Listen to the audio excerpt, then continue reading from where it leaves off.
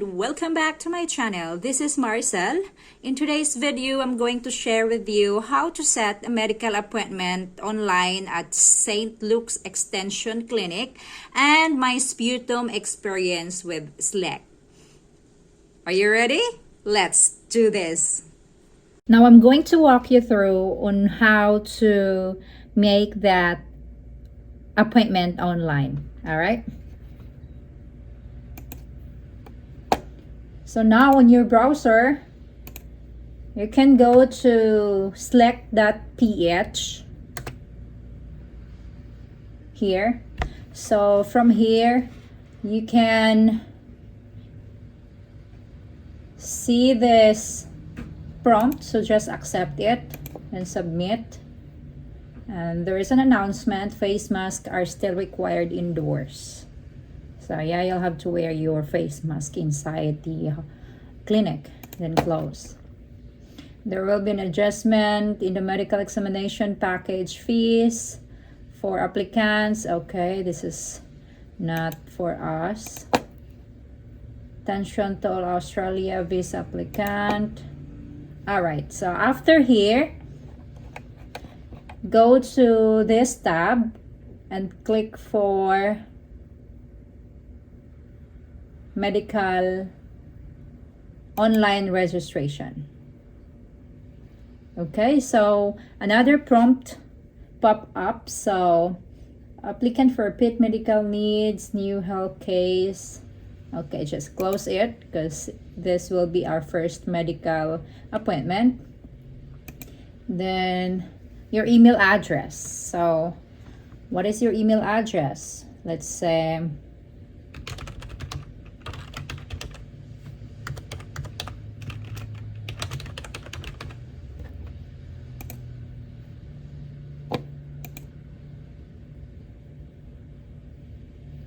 so please check your email for verification.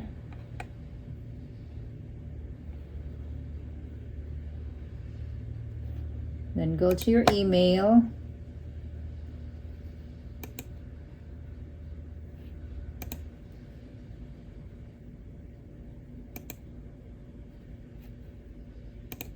Here. So you will receive an email from St. Luke's. So click here to verify your email. And there you go. This is the online registration.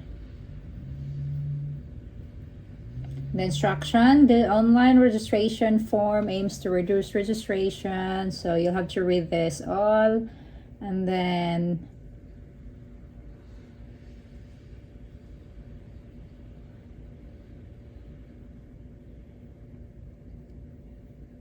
okay, so here your date of birth, let's say for example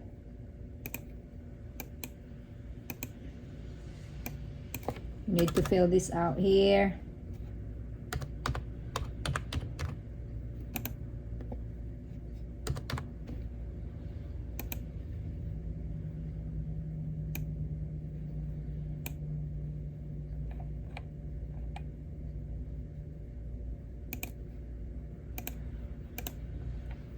So here in this side, medical examination schedule. So your preferred date of medical exam.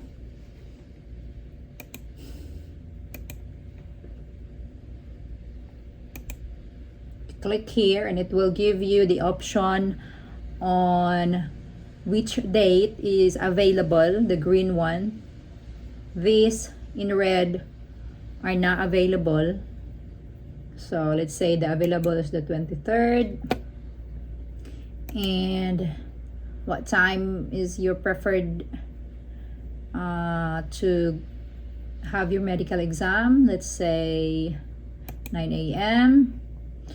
Then here, priority eligible. So let's say, who are you? So you are a what?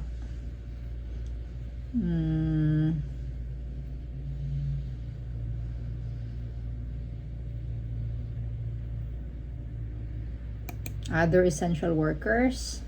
Have you received your COVID-19? If yes or no. So please be advised that completed COVID-19 is mandatory requirement. So you really need to get vaccinated first. So let's say here, say I had Sinovac, I had it, let's say May 2021, got dose was on June 2021. Then next, Moderna,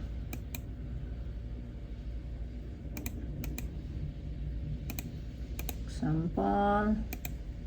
It's just another example.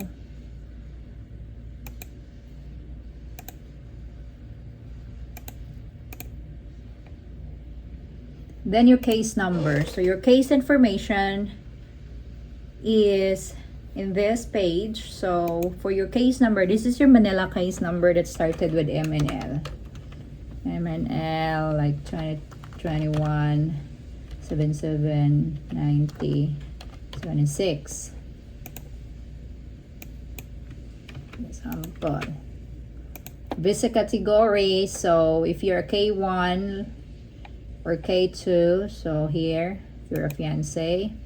Interview date, this is optional. If you already have an interview appointment date, then you'll set or put it here. If not, you can leave it blank. So, okay, so applicant details. So this is your details. Have to enter your name, gender, birthplace, and your applicants currently live in the Philippines. Here, your passport information. Additional question: if you have been issued a U.S. tourist visa, then the petitioner's information, the intended port of entry. So this is your planned port of entry, like which airport will you first land here in the United States. So in my case, I was landed in the airport of Seattle, but I had to fly here to Boston. So my port of entry was the Seattle. So that's the first airport on where you have arrived here in the United States. So that's the port or intended port of entry. Then certify and then preview. So after that one, it will give you the information of your appointment, the date, the time, and you will also receive an email confirmation of your schedule and what requirements you should bring for that medical exam. So let's see here, St. Luke's medical exam requirements. I had to check because sometimes they change the requirements from year to year. So I had mine last 2022. When was it? This year.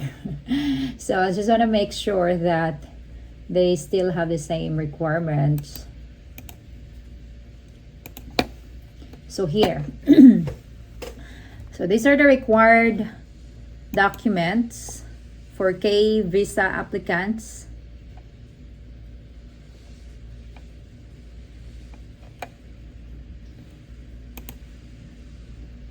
So you need to bring your medical appointment examination confirmation from SLEC. So that's the one that you will receive through email once you are done submitting all the information. So you will receive a confirmation email from SLEC and you'll have to print that because that's the one that they will get once you enter the clinic. You have to check all your requirements. The next is your valid passport, the original and the photocopy of your biographic data page. Use short bond paper. Do not reduce or enlarge the image. So just let it as is. You need to bring your original passport and make a photocopy of the front page. I mean, not the front page, the biographic where your photo and your information is found. So next is 4 pieces 2x2 visa photos. So there is a required photo requirements for the US visa. So if you go to a developing center or in a photo shops, you have to tell them that you need to have a US visa photo so they know what they are doing. It's not really the same as other 2x2 photos because they have a specific requirement of the face size or dimension. Next is old x-ray films, if available, should have been taken at least 3 months ago and must clearly show the patient's complete name. So this is really new. Before, we are not required to bring any history chest x-ray result. Maybe they are doing this because a lot of patients are skeptical about their results. So maybe this is something new. So if you have taken x-ray exams in the last 3 months, you can bring it and it should show your name and the date of the x-ray and where it was facilitated or which clinic. Then the accomplished COVID-19 health declaration form, which you'll just have to click it here and you'll give a you'll fill it out, so you can print it and fill it out. So all right, so you are not below 17. Okay, so I think it's lacking because the last time that I went there, they asked me for my DS-160 confirmation too. That's if you have already scheduled as well for your interview, you need to print it. They might ask it, and your DS-160, sorry, DS-160 or DS-260. That's the confirmation page if you filled out already the DS-260 or DS-160 form. So we'll give you another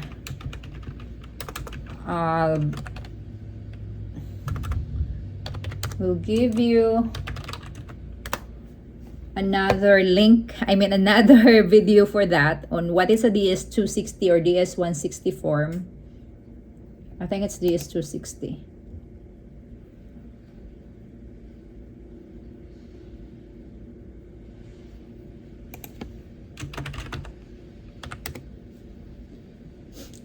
Yeah, it is a DS-160. I'm sorry. So it's DS-160. That is the form that you will fill out and submit to the U.S. Embassy if you're applying for a K-1 visa. And you need to fill that out too and then bring it to the SLEC, the St. Luke's, the confirmation page copy because they may require it. All right, so it's just that easy. I forgot to tell you guys about the medical examination fees. You can pay your medical through any security bank branch over the counter or pay it in cash at the clinic cashier on that day of your medical exam. So what I did, I paid mine through the clinic cashier. Okay, so now let's proceed to my sputum story or my medical exam story. So yep, I hope you're still there, guys, and still have energy to listen to me. Thank you for staying. So yep, April 12 was my schedule for my medical exam at St. Luke's. I was scheduled for 6:30 a.m. So I had to arrive there or be early because I've heard that there's a lot of patients waiting early in the morning there. You don't want to get late and wait so long for your day schedule. So, right, I went there 4 a.m. but my schedule was supposed to be for 6:30. But when I arrived there, lo and behold, I was already at the end of the line at 4 a.m. Now, 6 a.m., the guard let us in. So there is another waiting area inside. There is a tent, chairs, and they have to give you a priority number. So your priority number is the number that you will use when you go inside the clinic. But first, they will screen you, check your requirements, see if it's complete, and you have to wait there again. So I waited there, like I think that was 30 minutes of waiting before your number is called. So yeah, I had to wait. And when I get inside the clinic, the first step is to get a photograph. So I had to remove all my jewelries because you are not allowed to wear any jewelries during the photo shoot. So yep, I had to remove this. Now after the photo shoot, you would be advised to the next counter, the same floor, this first floor, for your for another screening. They will ask your information, put you on their database for your record, and print a paper. It's like a paper where that's showing what needs to be done for you on that day. Okay, so yep, I had it. Then after that paper was received, I went to the next floor again for my vital statistics. So that was on my, I think that was on the second floor. I'm not pretty sure which floor, but after that I had my vital signs checked. So they checked my eyes, my vision, my weight, my height. And then next is I was forwarded again to the other floor. I think that was 5th floor for my blood works, for my blood tests. So they had to check if you are, susceptible to HEPA, to I don't know what else, but they had to get a blood here like this big. I mean, remember the bottle, the vial, it was like a lot of blood. Yeah, so what I did, I just closed my eyes because I don't want to see my blood extracted. And after that blood works, I was forwarded again to the other floor. I'm not sure if it was another floor or the same floor, for my chest x-ray. Yan, that's the scariest part, the chest x-ray. So yep, I had my chest x-ray. You will be asked to remove all your clothes on the top side. I mean on the upper part, your tops. So but there is a gown, like a lab gown, that you would be wearing inside, but even your bra will be asked to remove. Then yan, inside that clinic for the x-ray, you'd be asked to stand straight and inhale, exhale. So you just have to follow the nurse instruction when to breathe and when to release your air. Okay, so yep, that's what happened there. And after that x-ray exam, I went to the other floor again. So you know what, it's not that fast, because the waiting time every time you go to the next floor or you will proceed to the next step, the waiting time really sucks. I mean, it was I really get impatient sometimes because the waiting time is really tiring. I mean, I don't know, but I don't know how the process works there, but the waiting time is so long every step. Now, I went to the other floor for my physical exam. You know what happened for my physical exam? So the doctor would ask you some information about you, your educational attainment, your previous period, blah, blah, blah. And after that, she would ask you to remove your clothes. So remove your clothes, all of your clothes except your undies. So you'd be asked to lie down, and then when you are lying down, the doctor will check your back, your arms, your front, your side, and ask you if you had a baby already, if you were you had a pregnancy history, blah blah blah. And the doctor would also ask you about your scars. Let's say for me, I had a scar here. Not sure if it's visible, but I had a scar here. She asked me, how did I get this scar? She might be, you know, thinking that I had a suicidal history before, that I attempted a suicide. So she asked this. So yeah, you really need to be careful and honest to them, because sometimes this is the basis, that would be the basis for them if you would require another psychiatrist test, because you need to be physically fit, mentally and emotionally fit. Okay, so that's how they check you.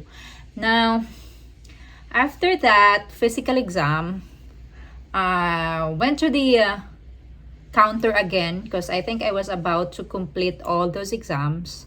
So I presented my paper to that counter and then they called my name. Now, the guy said, you need to go to the second floor. Oh my God, to the second floor. So I went to the second floor, and what happened there is, I noticed that, I think that was around 3 p.m. already.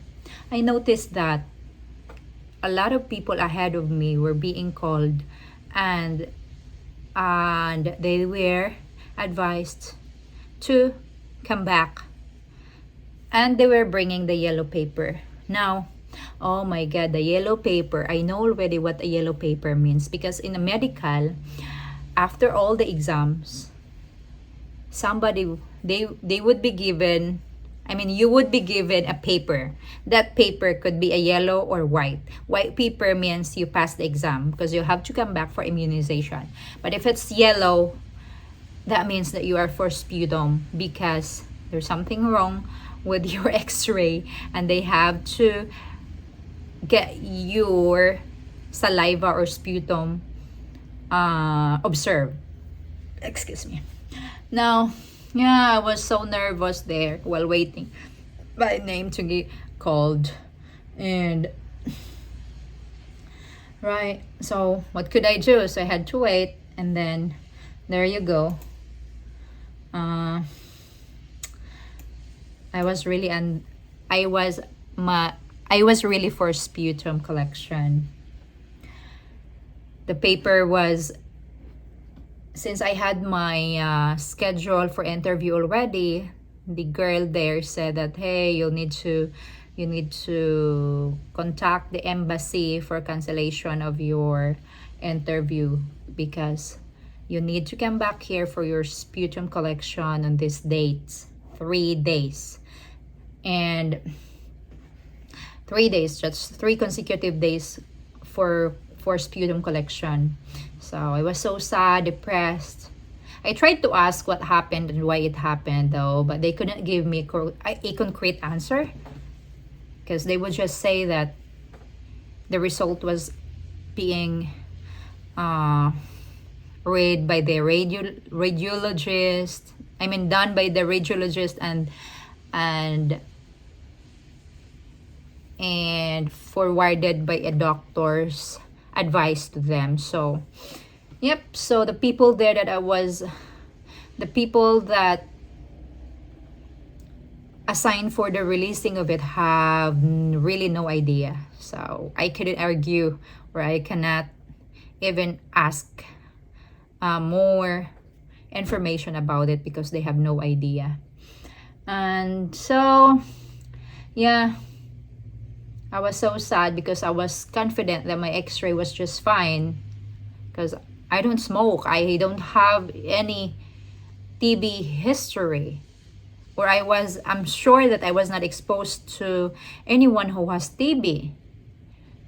And you know what? I could see a lot of people there for sputum who looked very healthy, like physically fit.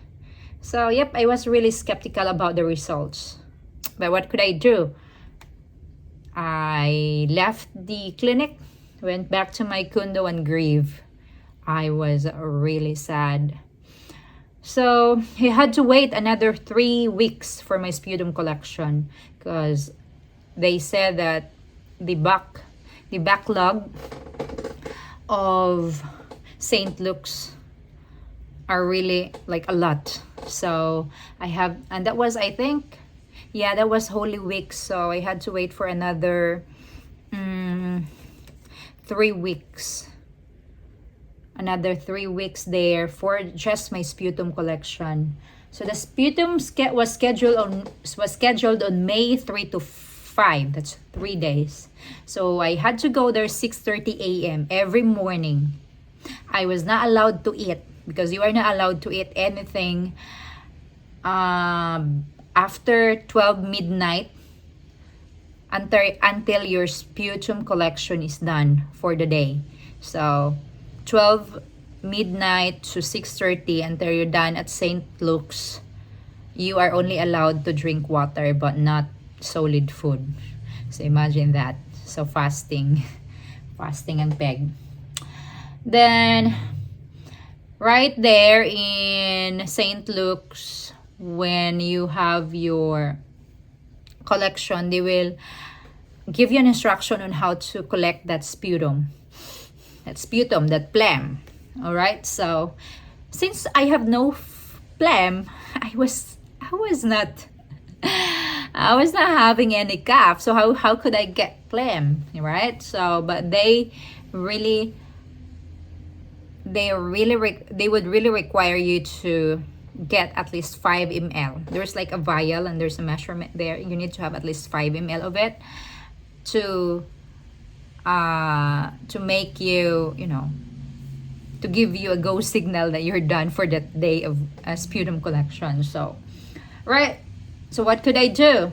I don't have any phlegm, have no sputum. So I just tried, forced myself to spit some saliva. So I think the 5 ml was just all saliva, not really the phlegm. And thankfully I finished the 3 days collection. And you know what? After that, another agony began. So the what do you call that? The nurse there would give you another paper. After your 3rd day, they would give you another paper on when you will need to come back to St. Luke's. And she also told me that, hey, within 8 weeks time, if the St. Luke's won't give you a call or contact you, that means that your result is good. Your result is negative for TB. But if you received a call, a message, an email, or if St. Luke's will contact you within 8 weeks, that means that there's something wrong with your saliva, with your sputum, and you may have a TB and you need to undergo a treatment. That waiting time was really a horror because you don't have any idea if really, if your result is good or not. And then, I'm so skeptical about their process. I'm sorry, but I'm not really sure if they are doing it like in an honest manner. So yeah, I'm not sure, and I don't know if really they are just following the CDC guidelines. I'm not really that sure. So I was so depressed about it. I did not do any preparation before my collection date. Some people would, very conscious about their health. They have to take any tea, medications, and all, just to make sure that the time that you have your collection, it would be sure that you are negative. But I did not do anything. I was just so upset about the results. So I was like, okay, I'm confident that I'm fit. I am healthy. I don't need any preparation. What? I have no TB. And so, yeah, I'm thinking that I was just unlucky that I was picked by St. Luke's by their random sputum raffle. Yeah, because I heard a lot of rumors though about it. A lot of rumors that even though the patient went to a different clinic for their for their x-rays, and it's cleared, there's nothing wrong with the x-ray, but when they had their medical at St. Luke's, there's something wrong with their x-ray, and they need to undergo sputum collection, right? It's so upsetting. It's not really nice to let somebody delay the process or just waste their time waiting for nothing because they manipulate this all.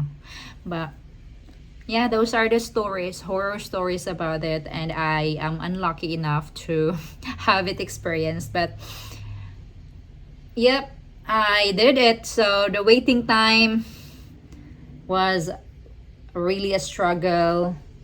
Even if somebody would call me, I feel like it was from Slack, and then again it was just my delivery from Ninja Van, from my orders in Lazada, something like that. You would really not at peace on your 8th week waiting period. Okay, so yeah, can't imagine what I've gone through with Slack, really. Now 8 weeks of waiting. So thank God that I did not hear from St. Luke's within 8 weeks. So yeah, because I joined after that St. Luke's medical exam that I had to undergo the sputum. I joined some sputum group in Facebook, and it's crazy because I heard some of them are undergoing TB treatment already. And you know how the TB treatment works. So you have to go to the St. Luke's for 6 months. Every day you have to go there for your treatment, for your medication. And once you failed the 1 day treatment, you need to restart it again. So it's really scary. What if you are not from Manila? Like me, I'm not from Manila. So yeah, it was so scary. Now, yep, so but thankfully I have completed my waiting time, my 8 weeks waiting time that I did not hear from St. Luke's. I came back to St. Luke's on the date they specified on the form, and that was my immunization day already. And you know what? There was no explanation from Slack about my sputum, about my x-ray result. I did not even see my result.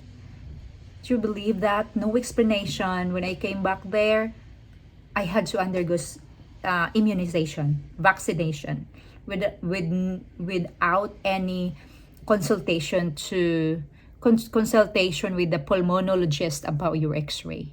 Isn't it suspicious? So yeah, I had to undergo immunization on that day, and I got immunized and vaccinated, and they told me that they will be the one to forward my envelope, my results, to the US Embassy. Unlike if your medical exam is good, on the day of your immunization, you are the one who will bring your medical result. But once you had your sputum, the St. Luke's will be the one to forward it to the US Embassy. But you will have your CD. So I had my CD.